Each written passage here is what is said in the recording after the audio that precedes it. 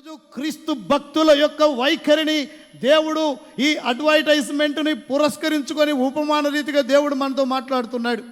రోమాపత్రిక 6వ అధ్యాయం 1-2 వాక్యాలు చూస్తే, అలాగైనా ఏమందుము, కృప విస్తరించవలనని పాపమందు నిలిచి ఉందుమా, పొరపాటున పాపములో పడితే దేవా నీ రక్తముతో నన్ను కడుగయ్యా అని మనం అడగాలి. కానీ ఎట్లాగూ పడింది పాపమే కాబట్టి పాపములో డొల్లాడకూడదు.